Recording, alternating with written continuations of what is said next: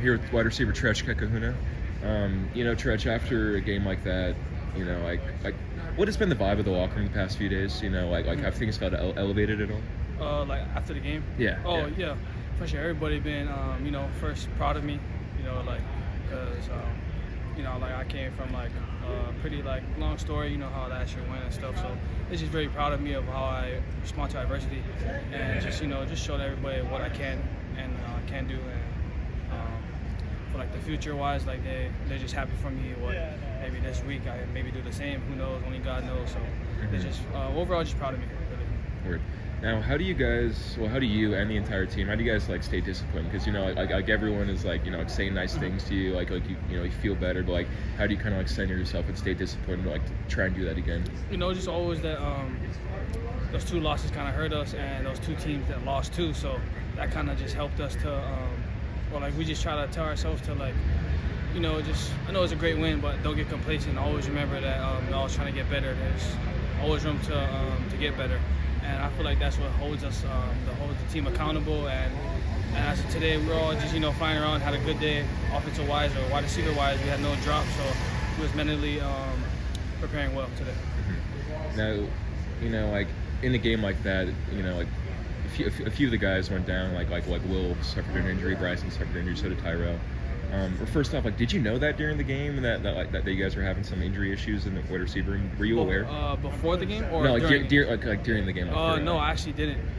But as you see, I was in the play when Will got hurt, and I was just like, oh shoot, but that kind of been bothering him a little bit. But he told me it's like fine, so I wasn't really cautious about it. But the way he was if you see he was dragging back, sitting on the ground, I kind of made me oh dang, it's serious. So kind of just pray for him on the sideline after to see if he was alright, and he's looking better today. So was there any sort of communication about to you from Coach Kenny Guy and Phil Longo, even Luke Fickle being hey, some guys went down, be prepared to step up? Was there anything verbalized to you, or was it with Coach Kenny G?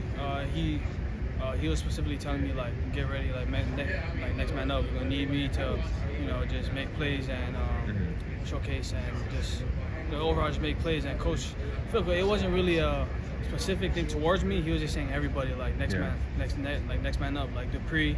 Next man up, he's right there with Tyweek because the incident happened with Ches. So yeah. And now that you've got a chance to watch the game over, think about it more, what do you think is the biggest thing that you learned from it? The biggest is there a switch go off being if I play this way, then things will be better. Did you learn anything specific?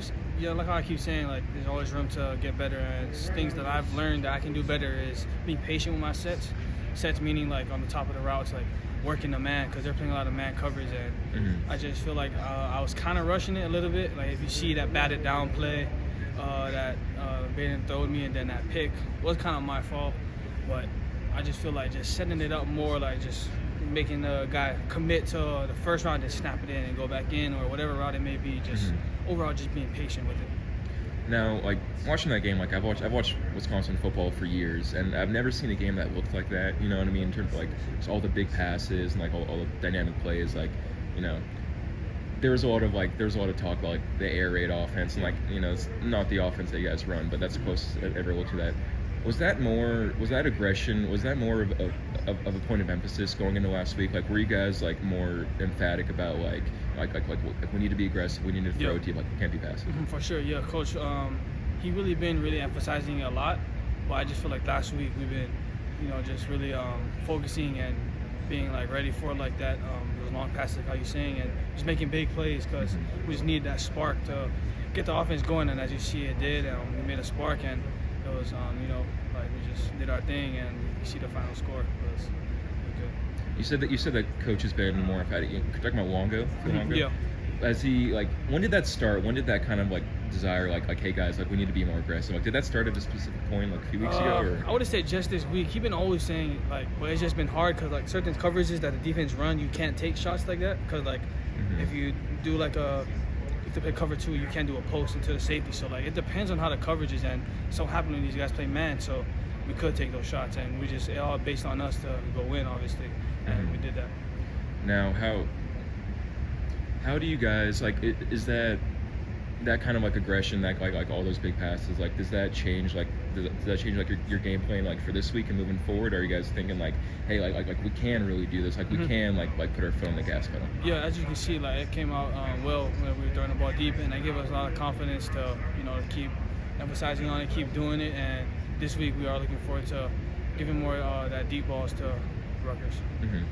Now, like Purdue, like you guys, like obviously watching the game back, you guys like that was the best game that you guys played in a while. You know what I mean? Like lots of improvements, lots to work on. But at the same time, Purdue is in a pretty rough spot. You know what I mean? Like it looks like they're struggling. Like how do you guys weigh like all the good things you did versus acknowledging that like Purdue was struggling? Just always remember that it's hard to win. It's always hard to win, and you just gotta really celebrate the wins, and obviously the losses you gotta learn from it. And I feel like that's where we know where to take that loss, like take that little gut stab and that feeling, and the win, just really celebrate it, and just try to always just be happy, because like I said, it's never easy to win. So that's what we kept doing as a team. I want to ask about Braden. Did you see anything because he, like the first half, like there were some mistakes with the offense. There was obviously the 2 interceptions. What did you see when it came to him like fighting that adversity and coming back? Like, did you see like a bump up in intensity at all, or did you see anything different, or was he the same? Yeah, like he stayed the same, but like not meaning like he just was like mellow, kind of like he let those. It looked like he didn't even throw 2 picks. Like his demeanor, his character, the way he carried himself was like just still trying to go after the play. Like even though, like I just said, he threw a pick, and like he was saying like next play, like next drive, let's go, we'll get him, getting the bench fired up. And I don't know if you guys seen on the sideline, he was like shaking everybody's hands to get everybody going. So I feel like that gave us a spark to, for the deep balls, for the big plays, and that's great to have him as a quarterback. How do you guys try? I mean, and now Rutgers is a really good team, really good defense. How do you guys like try to like match some of that energy and some of that consistency, and have it not just be an aberration? How do you guys continue that? Yeah, well, Coach Kenny, he told us don't match their energy, make them match ours. So we got to come out firing, taking shots, and just making big plays so they match us. So I don't ever want to go into a place and matching them, because we always want to be the big dogs, and they know who's like coming to their house, and to show them who's the big dogs. Thank you, Trech.